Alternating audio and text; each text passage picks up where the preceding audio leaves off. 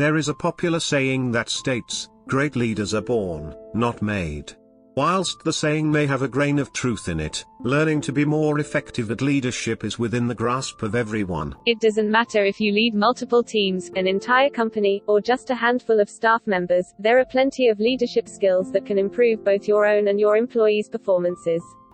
In this video series, you have watched reviews of some good books for personality development, leadership, stress management and time management.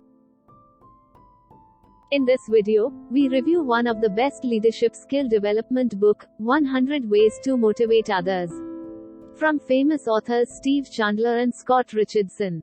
This book contains 100 ways explained with industrial examples which are useful for any manager or top management person. Or this book also helpful for the person who wants to be a great leader. In this video, each slide contains one way for motivate others, with reference quotes from great leaders and with small descriptions. We complete this review in 5 videos. Each video contains 20 ways of motivation.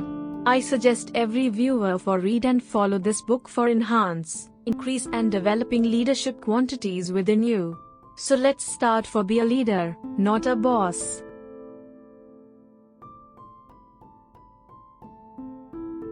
Leadership is the art of getting someone else to do something you want done because he wants to do it. Managers is that they can't really directly control their people. Motivation always comes from within your employee, not from you. Always focus on how to get people to motivate themselves. That is the key, and you do that by managing agreements, not people. Most managers have spent their whole life trying to manage the behavior and emotions of other people, at home as well as work. Therefore, their life was full of stress and disappointment. They can't understand the simple thing that motivation comes from the inside, not the outside.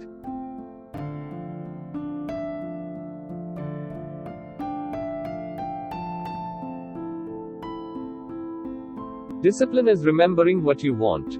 If the person you lead truly understood that self-discipline is something one uses, not something one has, then that person could use it to accomplish virtually any goal he or she ever set. That person could use it whenever he wanted, or leave it behind whenever he wanted. Enlightened leaders get more out of their people because they know that each of their people already has everything it takes to be successful.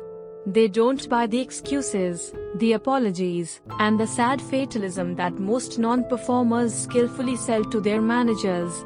They just don't buy in.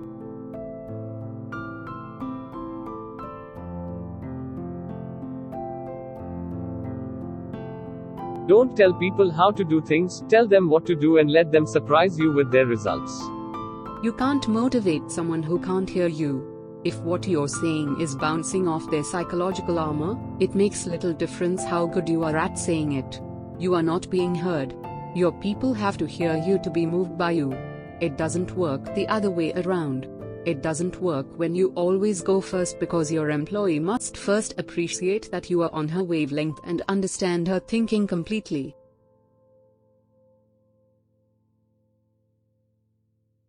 Shallow people believe in luck. Wise and strong people believe in cause and effect.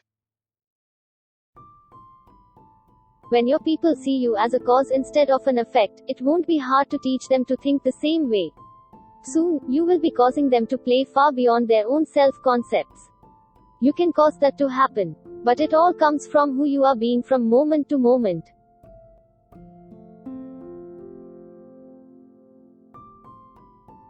Two things are bad for the heart: running uphill and running down people. This is a huge temptation, distancing yourself from your own superiors. Maybe you do this to win favor and create bonding at the victim level with the team, but it won't work. In fact, what you have done will eventually damage the confidence of the team. A true leader has the courage to represent upper management, not run it down. A true leader never uses the word they to refer to senior officials in the company. A true leader says we.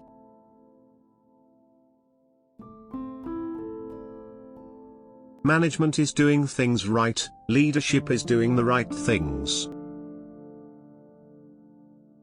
The greatest source of stress in the workplace is the mind's attempt to carry many thoughts, many tasks, many future scenarios, many cares, many worries, and many concerns at once.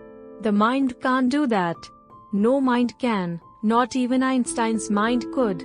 Therefore, choose one thing from the list of things that need to be done, and then do that one thing as if that were the only thing.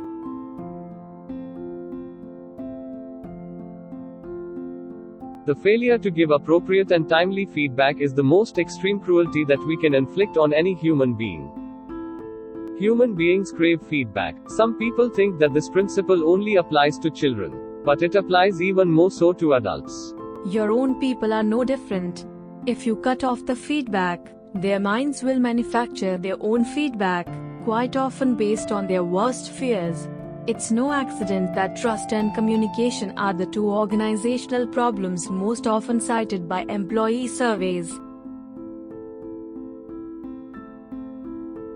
I not only use all the brains I have, but all I can borrow. Good leaders continue to seek creative input from their direct reports. This practice is not only good for the business, it's also highly motivational for both parties to the conversation. The quality of our motivational skill is directly related to the quality of our questions. A great leader will ask questions that lead to sales ideas. A great leader will build a big success on the implementation of those ideas.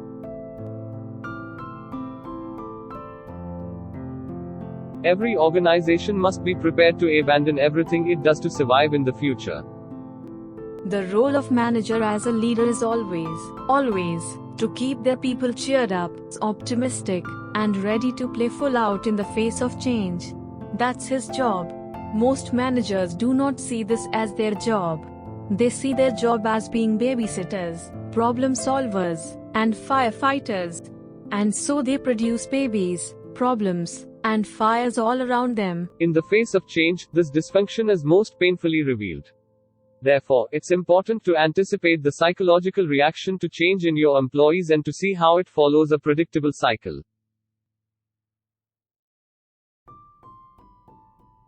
Those who follow the path of themselves that is great will become great. Those that follow the path that is small will become small. The people you motivate will tend to divide themselves into two categories: owners and victims. Owners are people who take full responsibility for their happiness, and victims are always lost in their unfortunate stories. Victims blame others, victims blame circumstance, and victims are hard to deal with. Owners own their own morale. They own their response to any situation. Victims blame the situation. You can't change people. You must be the change you wish to see in people. There is nothing more motivational than leading from the front. It motivates others when you are out there and you do it yourself. It's inspiring to them when you do what you want them to do. Be inspiring. Your people would rather be inspired than fixed or corrected. They would rather be inspired than anything else. As a motivational practice, leading from the front hits harder and lasts longer than any other practice. It changes people more deeply and more completely than anything else you can do. Great men are they who see that thought is stronger than any material force, that thoughts rule the world. Why is it that the rain depresses one person and makes another person happy? It is the thought about the rain that causes your feeling. And throughout all your leadership adventures, you can teach your people this most important concept, the causal power of thought. People feel motivated only when they think motivated thoughts. Thought rules. Circumstance does not rule. The closer your relationship to that truth, the better the leader you are. Question: how many legs does a dog have if you call the tail a leg? Answer: 4. Calling a tail a leg doesn't make it a leg. Great leaders always share a common habit: they tell the truth faster than other managers do. Steve recalls his work with helping managers motivate salespeople. And notice that this doesn't just apply to salespeople, it applies to all people. A leader always found that people would tell him about their limitations, and he would listen patiently and try to talk them out of their limitations, and they would try to talk him back into what their limitations really were. Limitations seemed to be their fixation. Stress, in addition to being itself and the result of itself, is also the cause of itself. Most managers try double negatives as a way to motivate others. First, they intentionally upset themselves over the prospect of not reaching their goals, and then they use the upset as negative energy to fire up the team. It doesn't work. Stressing out over our team's goals is not the same as caring about them. Stressing out is not a useful form of motivation. There is no such thing as constructive criticism. Trust is not the same as verification. Trust risks something. And it is not necessarily bad or good that leadership changes. The question is, can you teach yourself to live and work peacefully with the change? It's not whether it has changed so much, but rather this. What are you going to do to capitalize on the change? We have often seen the message from the top become more coherent and unified when the request for unity from below becomes more benevolent and creative. Wise leaders and high achievers come to understand that they can't hope to eliminate problems, and wouldn't want to. Why are so many managers ineffective leaders? Because they are firefighters. When you become a firefighter, you don't lead anymore. You don't decide where your team is going. The fire decides for you. The fire is whatever current problem has flared up and captured your time and imagination. The fire controls your life. You think you are controlling the fire, but the fire is controlling you. People cannot be managed. Inventories can be managed, but people must be led. Here's a question often asked: isn't leadership something people are born with? Aren't some people referred to as born leaders? Yes, but it's a myth. Leadership is a skill, like gardening or chess or playing a computer game. It can be taught and it can be learned at any age if the commitment to learn is present. Companies can turn their managers into leaders. Always revise your picture of what a good leader is. People are not motivated by people who can't even picture good leadership.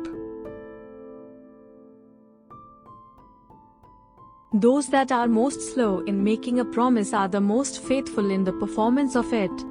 Managers make a mistake when they try to manage their people. They end up trying to shovel mercury with a pitchfork, managing people's emotions and personalities. Then they try to take care of their most upset people, not in the name of better communication and understanding, but in the name of containing dissent and being liked. This leads to poor time management and a lot of ineffective amateur psychotherapy. A leader, instead, manages agreements. A leader creates agreements with team members and enters into those agreements on an adult-to-adult basis.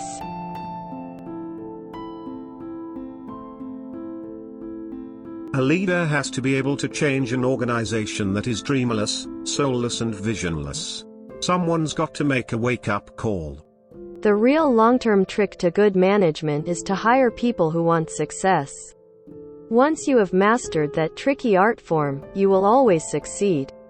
But we get lazy in the hiring process and look for and listen for all the wrong things.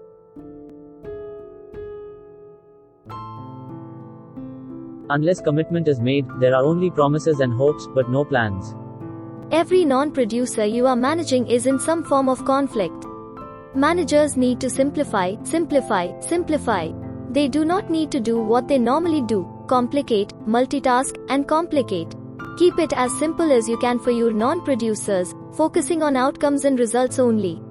Spend more and more time with producers who are looking for that extra edge you can give them.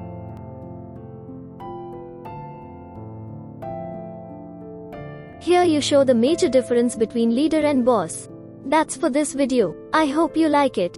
For another video in this series, keep watching our YouTube channel, Antar-Naad.